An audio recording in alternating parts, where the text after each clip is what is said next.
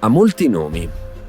Alcuni la chiamano Surf Town, altri ora la chiamano Bitcoin Beach, ma a molti dei locali piace ancora chiamarla Playa El Zonte.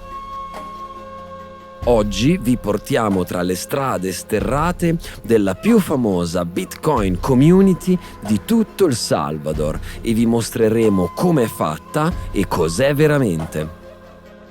Un paradiso per gli amanti delle onde. Qui si può fare surf tutto l'anno, un piccolo villaggio pirata e la mecca del bitcoiner, dove si può vivere sentendosi davvero già nel Bitcoin standard. Quando siamo arrivati ad El Zonte, la prima volta, forse ci aspettavamo un pueblo più organizzato. Ed invece la Bitcoin Beach sorge in maniera totalmente anarchica attorno alla foce di un piccolo fiume. Un mix disordinato di baracche fatiscenti, case molto semplici, corrose dalla salsedine e di nuove costruzioni, per lo più turistiche. È piccolissima, fa appena 3.000 abitanti, ma le sue stradine sterrate sono divertenti da percorrere, piene di angoli pittoreschi. La vegetazione tropicale, le palme, i banani, la lunga spiaggia oceanica però non sono più la principale attrazione qui.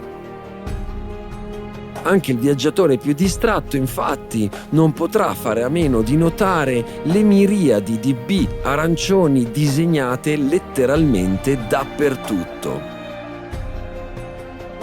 Qui si vive in Bitcoin.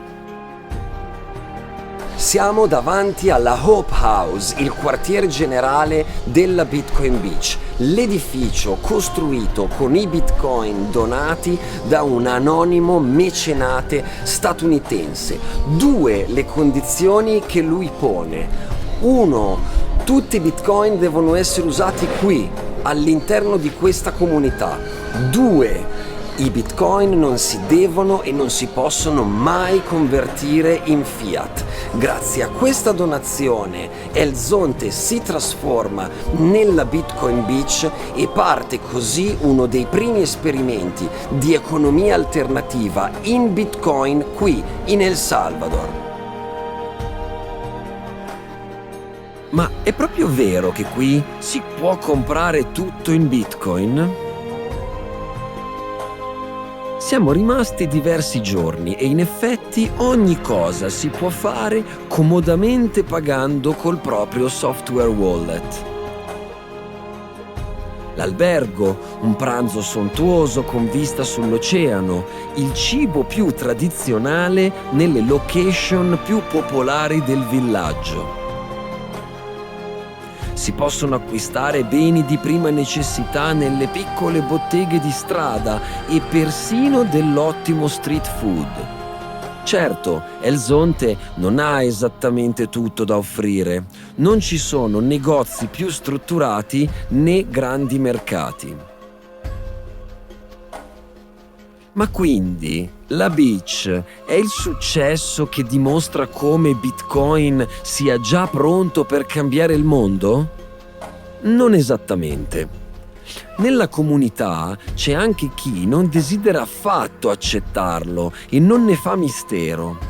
In molti lo vedono come imposto dal governo, troppo volatile e non si fidano affatto della nuova leadership locale che gli si è coalizzata attorno.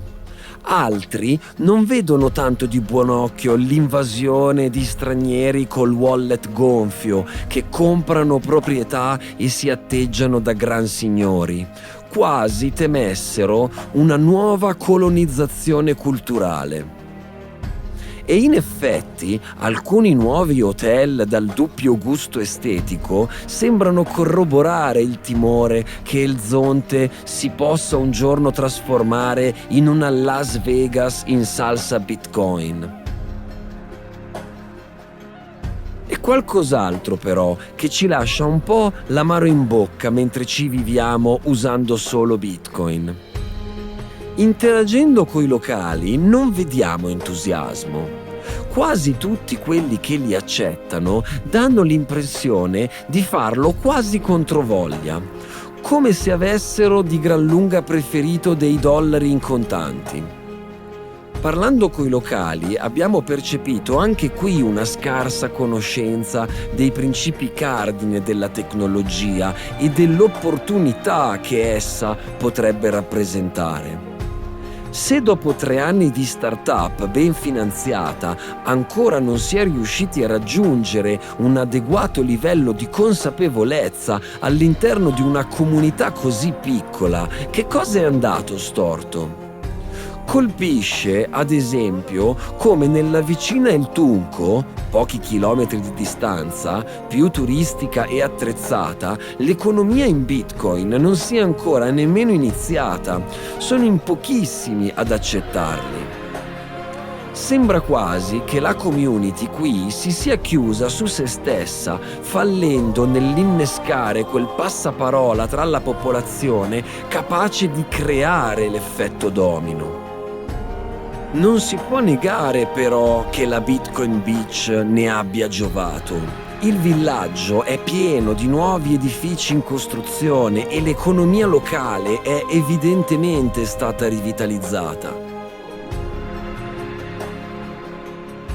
Per chi come noi ama questa tecnologia è un luogo assolutamente da vedere, qualcosa di incredibile che solo pochi anni fa sarebbe stata impensabile. Sarà interessante tornarci tra qualche anno per verificare se la legge Bitcoin in El Salvador avrà contribuito al successo dell'esperimento economico di Playa El Zonte.